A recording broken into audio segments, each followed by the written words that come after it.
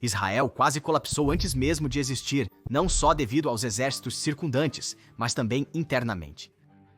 Milícias judaicas rivais entraram em intenso conflito, chegando perto de uma guerra civil total. Mas um homem se destacou para salvar o Estado judeu da beira do desastre. Um homem com uma habilidade incrível para navegar escolhas impossíveis e dilemas morais. Um homem que se tornaria o primeiro-ministro de Israel. Então, quem era Menachem Begin e como ele salvou Israel à beira de uma guerra civil?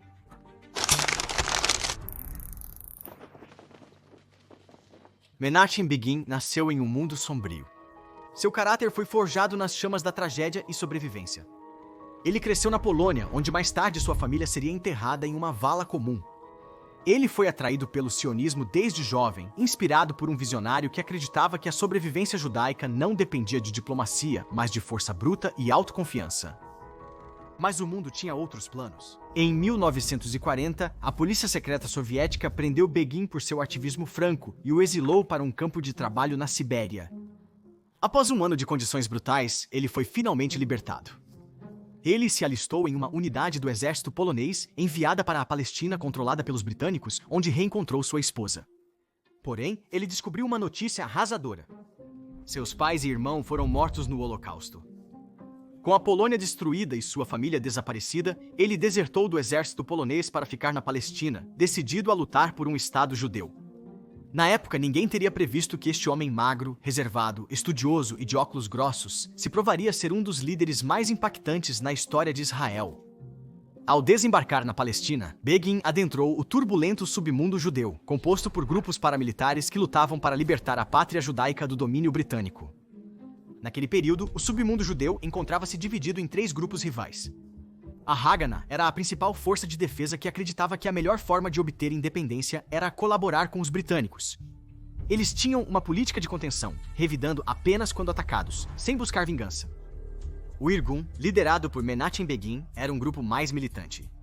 Eles achavam necessário levar a luta aos britânicos, lançando ataques preventivos e atos de terror. A facção mais extrema era a Leshi, que era ainda mais radical que o Irgun. Begin subiu rapidamente nas fileiras e assumiu o comando do Irgun. Ele estava extremamente abalado pelo bloqueio britânico à imigração judaica. Para ele, isso não era apenas uma má política. Era uma traição imperdoável, prendendo sobreviventes desesperados do Holocausto em perigo ao negar-lhes uma passagem segura para sua terra natal. Como comandante do Irgun, ele decidiu aumentar a pressão. Ele declarou guerra aos britânicos, ordenando ataques para interromper suas políticas anti-imigração e expulsá-los. Ele se tornou notório, e os britânicos colocaram uma recompensa de $50.000 em sua cabeça. Sua agressão não foi bem recebida por David Ben-Gurion, o líder do Haganah, que via a violência do Irgun como imprudente. Ben-Gurion via toda a atividade militante subterrânea como uma ameaça à legitimidade do sionismo e à chance de obter reconhecimento internacional para a soberania. O crescente racha entre o Irgun e o Haganah realmente se intensificou quando Lett assassinou o ministro de Estado britânico. Isso foi um grande problema, deixando os líderes britânicos furiosos. Todo o mundo civilizado demonstrou tristeza e indignação com esse covarde assassinato. O Sr. Churchill diz do Lord Moyne, ele era uma personalidade encantadora e um bom e fiel servo. Mesmo que o Irgun não tivesse nada a ver com o assassinato, Ben-Gurion distanciou a Haganah do incidente culpando os outros grupos. Para apaziguar os britânicos, ele se uniu a eles na luta contra o Irgun e o Lett. Sim, Ben-Gurion e a Haganah se aliaram aos britânicos contra o Irgun e o Lett. Ben-Gurion lançou a Saison, uma campanha para caçar o Irgun e o Lett, apaziguando os britânicos. Agentes da Haganah sequestraram, interrogaram e entregaram membros do Irgun e Lett aos britânicos. Alguns foram torturados. Alguns foram deportados. Alguns foram executados. O Irgun queria revidar. Eles queriam vingança. Eles incitaram Begin a retaliar contra os judeus que o traíram. Mas Begin recusou. Ele estava convicto de que judeus não deveriam derramar sangue de outros judeus. Ele acreditava que ordenar ataques a Haganah provocaria uma guerra civil que poderia destruir a causa sionista antes mesmo de um Estado judeu existir. Então ele tomou uma decisão que poucos revolucionários teriam disciplina para tomar. Ele pediu que seus homens se acalmassem. E eles obedeceram, um verdadeiro testemunho da liderança de Begin e da lealdade que conquistou de seus lutadores. O Irgun suportou espancamentos, prisões e execuções sem nunca revidar contra seus companheiros judeus. Com o aumento da opressão britânica, Ben-Gurion decidiu encerrar a Saison. O Haganah, o Irgun e o Lete declararam uma trégua e criaram uma aliança para combater seu comum inimigo britânico. E em junho de 1946, essa luta escalou dramaticamente. Um grupo de terroristas judeus fortemente armados atacou de surpresa a sede da polícia no centro de Jerusalém. Os britânicos estavam determinados a esmagar o subterrâneo judeu em um dia conhecido como Sabbath Negro. Eles lançaram uma repressão massiva.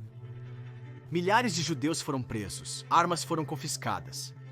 Tropas britânicas invadiram a sede da agência judaica em Jerusalém. O pior é que eles apreenderam documentos secretos que ligavam líderes sionistas mainstream a grupos militantes subterrâneos.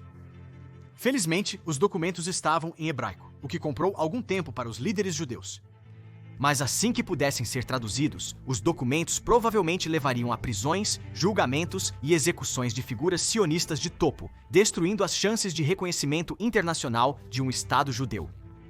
Os britânicos transferiram os arquivos para o Hotel King David, criando o cenário ideal para um filme de assalto hollywoodiano. Para salvar o sionismo, os arquivos secretos precisariam ser destruídos. Begin e os líderes subterrâneos planejaram bombardear o hotel para destruir as evidências. Eles criaram bombas com timer e as ocultaram em grandes jarras de leite.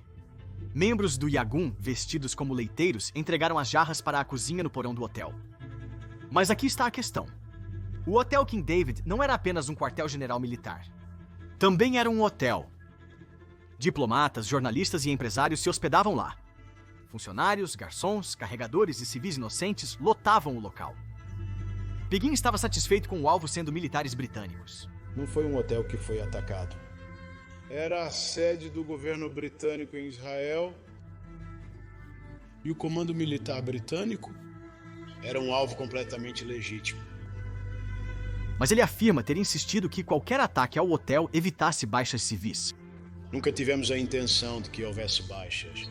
Fizemos tudo o possível para garantir que todos evacuassem o Hotel King David. Como você bombardeia um hotel sem ferir nenhum civil? Eles decidiram avisar os britânicos com antecedência para que o prédio fosse evacuado antes da explosão das bombas. Eles precisavam dar tempo para as pessoas escaparem, mas não o suficiente para os britânicos removerem os documentos. Os líderes da resistência debateram por 1 hora. Os britânicos poderiam salvar seus arquivos após muito tempo. 15 minutos é muito curto, as pessoas podem não conseguir escapar. Eles decidiram por 30 minutos, o bastante para evacuar, mas não para eliminar as evidências. Vários sistemas de alerta foram implementados. Eles ligariam para o hotel informando sobre a bomba e solicitando a evacuação. Detonariam uma bomba de aviso do lado de fora para afastar as pessoas antes da explosão principal. Os jarros de leite estavam rotulados em hebraico, inglês e árabe, com avisos dizendo que continham bombas. Eles tinham um plano sólido e Begin acreditava ter feito o possível para prevenir mortes de civis. Mas no final do dia, eles estavam mirando um hotel no meio da cidade.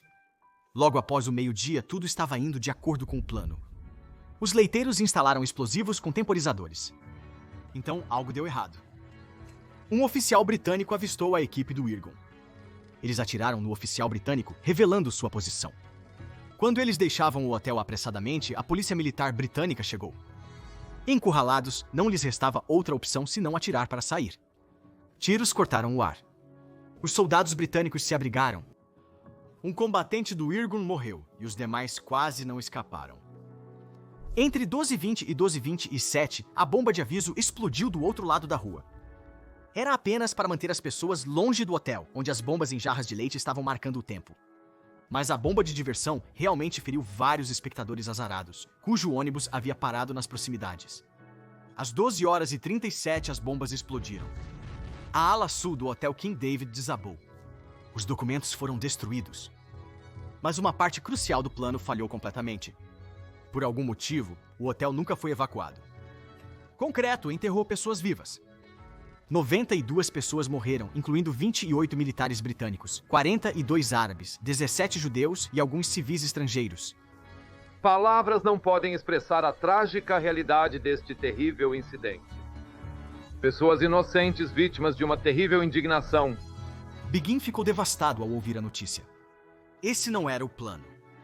Como ele escreveu depois, vivemos dias de dor e noites de tristeza pelo sangue derramado desnecessariamente.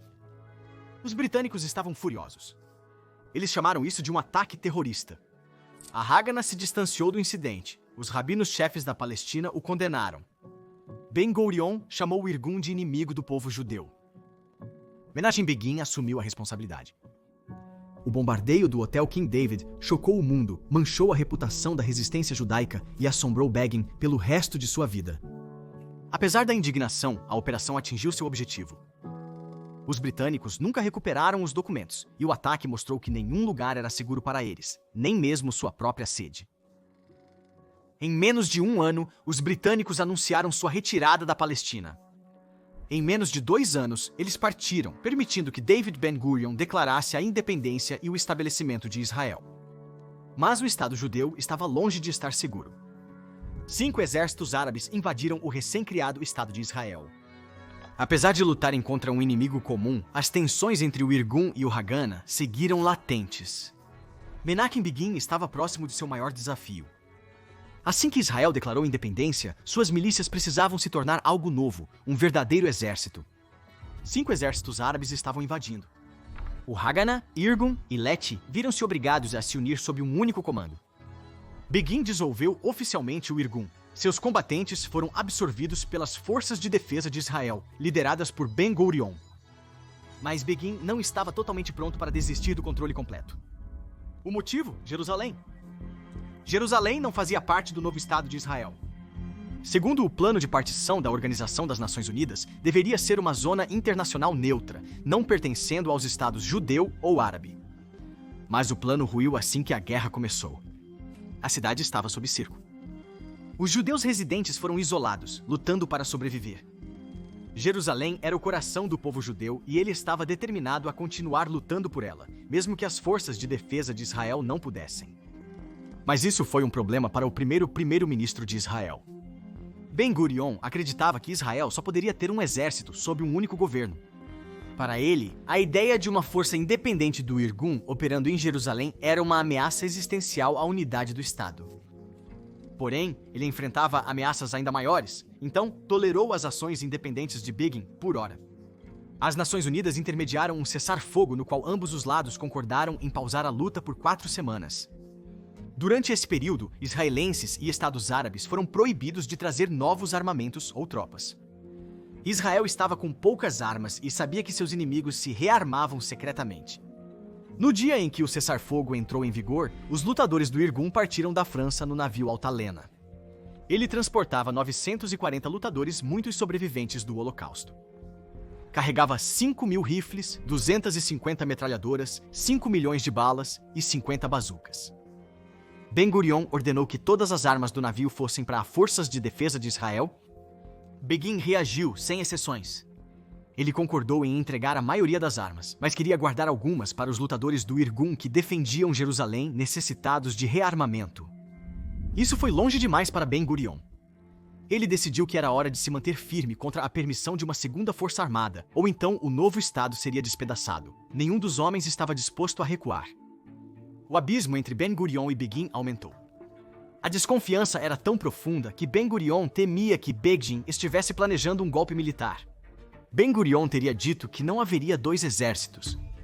Não vão haver 2 estados. Se Begin não ceder, vamos abrir fogo. Assim, com o destino do Estado judeu em jogo, o Altalena navegou rumo a Israel em rota de colisão com o desastre. Quando o navio chegou, Begin recusou-se a descarregar toda a carga. Ele insistiu em manter sua parte pretendida. As tensões se agravaram e a situação fugiu do controle. Então, um tiro. Então, outro.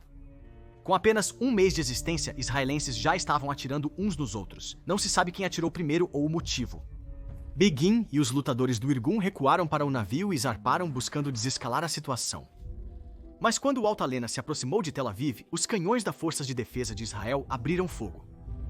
Em uma praia pública, com civis assistindo dos balcões próximos, durante uma guerra pela sobrevivência de Israel, navios de guerra israelenses bombardearam um navio israelense aliado. Mas aqui está o momento-chave. De pé no convés de um navio sob fogo, Begin se recusou a revidar, e seus homens obedeceram. O Altalena pegou fogo. Os lutadores do Irgun salvaram os feridos e evacuaram o navio. No caos, 16 lutadores do Irgun e 3 soldados das Forças de Defesa de Israel morreram. Após o incidente, os irgunistas foram detidos e os soldados das Forças de Defesa de Israel, que se recusaram a atirar em outros judeus, foram a julgamento militar. O futuro do novo Estado estava por um fio à beira de uma guerra civil total. Porém, Begin jamais esqueceu o motivo de sua luta. Ele pegou o rádio e exigiu que seus seguidores não lutassem contra as Forças de Defesa de Israel, declarando: "Não levante a mão contra um irmão nem mesmo hoje. É proibido usar uma arma hebraica contra lutadores hebraicos." Begin sabia que o verdadeiro inimigo estava fora de Israel. Se ele reagisse agora, o Estado judeu poderia se despedaçar antes de ter a chance de sobreviver. O caso Altalena envenenou a política israelense por décadas. A divisão entre a esquerda de Ben-Gurion e a direita de Begin nunca realmente se curou, mas a guerra civil foi evitada. Begin passou décadas na oposição até se tornar o primeiro premier de direita de Israel. Nesse papel, ele garantiu o primeiro tratado de paz de Israel com um vizinho árabe, o Egito. Foi uma conquista monumental que lhe rendeu o Nobel da Paz. Que ninguém esqueça que lidamos com um conflito de mais de 60 anos com suas múltiplas tragédias. Devemos deixar essas tragédias para trás para estabelecer amizade e fazer da paz a beleza de nossas vidas. Apesar de todas as suas conquistas, Begin destacou uma acima de todas. Ele disse: "Após minha morte, espero ser lembrado como alguém que impediu a guerra civil." A sobrevivência do Estado judeu nunca foi garantida. Ele quase se destruiu antes mesmo de iniciar. Mas, repetidamente, Menachem Begin escolheu se afastar dessa beira. Ele lutou com convicção, mas sabia quando se conter. Ele manteve-se firme em suas crenças, mas recusou-se a deixar seu orgulho destruir a nação pela qual lutava. Alguns o chamavam de imprudente. Alguns o chamavam de teimoso. Mas quando Israel estava à beira da autodestruição, Begin colocou seu povo antes de seu orgulho. Unidade acima de vingança. Ele teve muitas vitórias em sua vida, mas a maior delas pode ter sido a guerra que se recusou a lutar.